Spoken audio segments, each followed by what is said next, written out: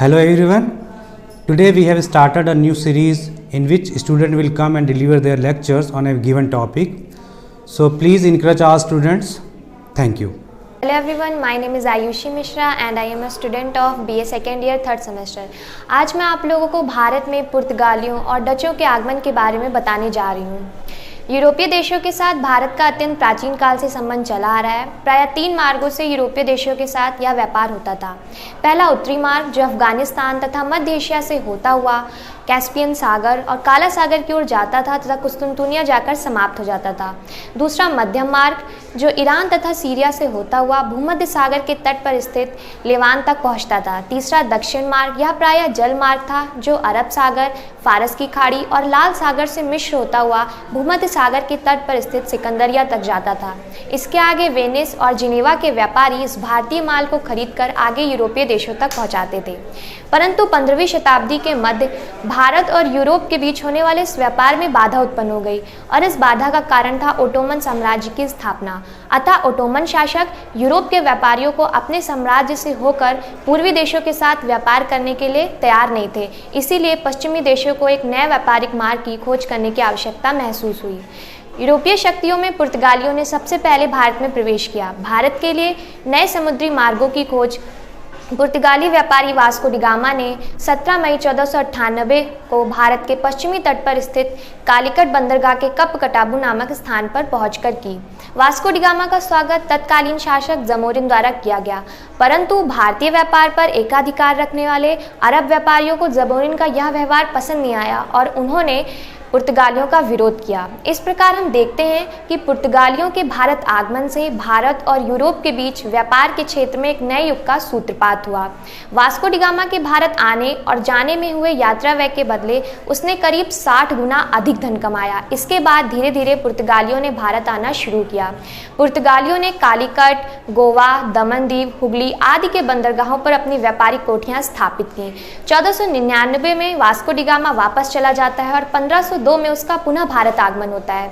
भारत में प्रथम पुर्तगाली फैक्ट्री की स्थापना 1503 में कोचीन में की गई थी और दूसरी पुर्तगाली फैक्ट्री की स्थापना 1505 में कनूर में की गई थी।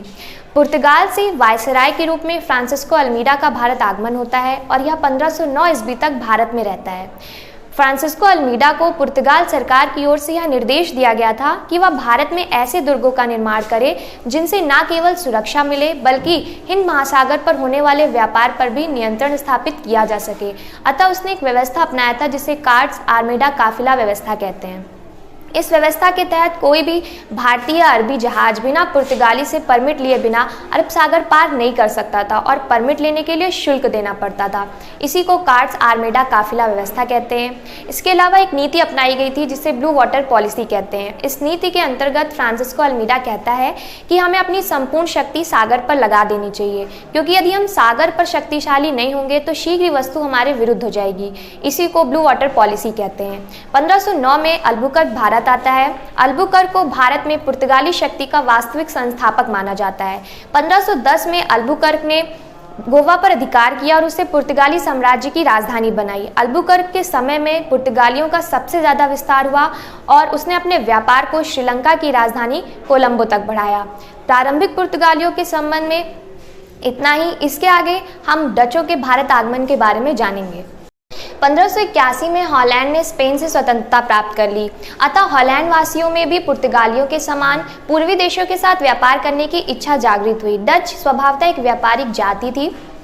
डच प्रारंभ में लिस्बन बंदरगाह पर आने वाले एशियाई माल को अपने जहाज पर लाद कर अन्य देशों तक ले जाते थे, परंतु 1580 में स्पेन के शासक फिलिप द्वितीय ने पुर्तगाली व्यापार पर अधिकार कर लिया और पुर्तगालियों के लिस्बन बंदरगाह बंद हो गया।